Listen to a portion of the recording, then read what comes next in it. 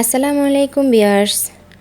আমি সুলতানা লাইফস্টাইল থেকে সুলতানা হাজির হয়ে গেলাম নতুন একটি রেসিপি নিয়ে। আজ আমি আপনাদেরকে করে দেখাবো দই পটল। দই পটল মাছ মাংসের স্বাদকেও হার মানায়। মাছ মাংস খেতে ইচ্ছে না করলে আপনি এই দই পটল করে খেতে পারেন।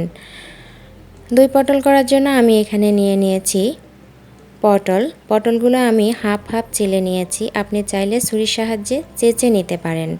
মাঝখান থেকে কেটে নিয়েছি যাতে মশলাগুলো ভিতরে প্রবেশ করে এবং খেতে খুবই মজা হয়। পটলগুলো আমি এক সাইডে রেখে দেব এবং একটি বাটিতে আমি নিয়ে নেব 1 চামচ মরিচ গুঁড়ো, 1 চামচ ধনিয়া গুঁড়ো, 1 চামচ জিরা গুঁড়ো।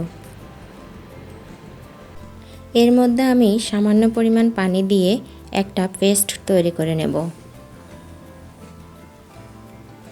আমার পেস্টটি তৈরি করা হয়ে গেছে। এবার আমি এগুলো একটি সাইডে রেখে দিয়ে চলে যাব চুলায়। আমি একটি প্যান বসিয়ে দিয়ে তার মধ্যে দিয়ে দিলাম অল্প পরিমাণে তেল।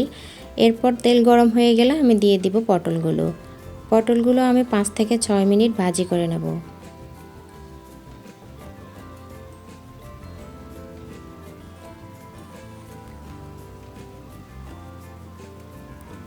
অবশ্যই চুলার আঁচটা লো ফ্লেমে রেখে পটলগুলো ভাজতে হবে। চুলার আঁচটা হাই ফ্লেমে থাকলে উপরের অংশ পটলের পুড়ে যাবে কিন্তু ভিতরে হবে না। এই পর্যায়ে আমি দিয়ে দেব অল্প একটু হলুদ আর পরিমাণ মতো অল্প একটু লবণ। আমি এগুলো দিয়ে ভালো করে মিশিয়ে আবারও ভাজতে থাকব।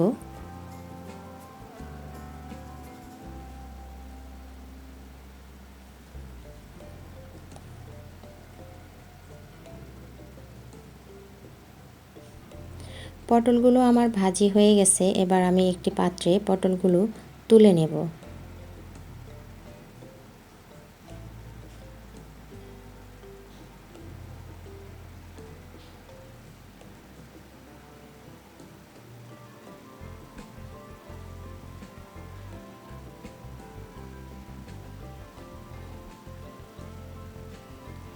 পটলগুলো তুলে একই পাত্রে ওই একই তেলে আমি দিয়ে দিব 2 টুকরো দারুচিনি এবং 3-4টা এলাচ আর দারুচিনিটা হালকা একটু ভাজি হয়ে গেলে যখন মশলার একটা ঘ্রাণ বেরিয়ে আসবে তখন আমি এর মধ্যে দিয়ে দেব হাফ কাপ পেঁয়াজ কুচি।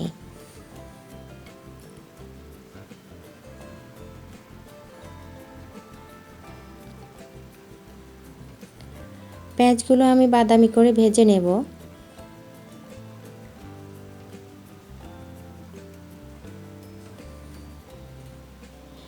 এই পর্যায়ে আমি দিয়ে দেব আমার আগে থেকে করে রাখা সেই মশলার পেস্টটা দেওয়ার পরে আমি পেঁয়াজের সাথে ভালো করে মিশিয়ে নেব এবং ভাজতে থাকব।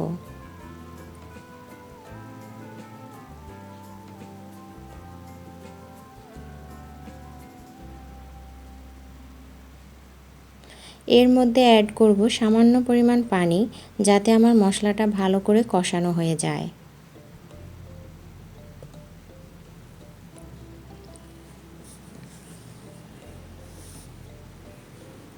মশলাটা আমি অল্প কিছুক্ষণের জন্য একটু ঢেকে রাখব। দেখুন মশলাটা কষানো হয়ে গেছে, তেলটা উপরে উঠে এসেছে। এই পর্যায়ে আমি দিয়ে দিব ভাজি করে রাখা সেই পটলগুলো দিয়ে মশলার সাথে আমি ভালো করে মিশিয়ে নেব।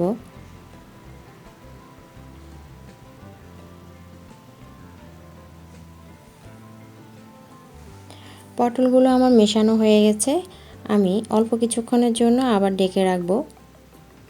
ঢাকনা উঠিয়ে আমি এর মধ্যে দিয়ে দেব দই আর বাদামের মিশ্রণ। এখানে আমি 2 থেকে 3 চামচ দই এবং 7-8টা বাদাম ভালো করে ব্লেন্ড করে নিয়েছি।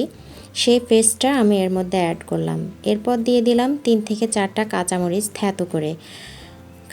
থেতো এবং দই আর বাদামের মিশ্রণটা দিয়ে আমি ভালো করে পটলের সাথে মিশিয়ে নেব।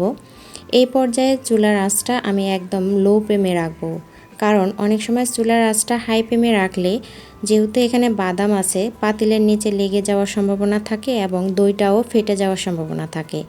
চুলার আঁচটা লো ফ্লেমে রেখে আমি এটাকে রান্না করব এবং দিয়ে দিব স্বাদমতো লবণ দিয়ে আমি আবারও পটলের সাথে নেড়েচেড়ে মিশিয়ে নেব। পটলের সাথে আমার সবগুলো মশলা মিশানো হয়ে গেলে আমি 5 মিনিটের জন্য ঢেকে দেব। 5 মিনিট পর আমি ঢাকনাটা উঠিয়ে আবারও নেড়েচেড়ে দেব, যাতে পাতিলের নিচে লেগে না যায়। আবারও ঢেকে দেব আমি 2-3 মিনিটের জন্য। 2-3 মিনিট পর আমি ঢাকনা উঠিয়ে এর মধ্যে দিয়ে দেব 1 চামচ পরিমাণ চিনি। চিনিটা দিয়ে আমি পটলের সাথে আবার মিশিয়ে দেব। আমার রান্না প্রায় শেষের দিকে।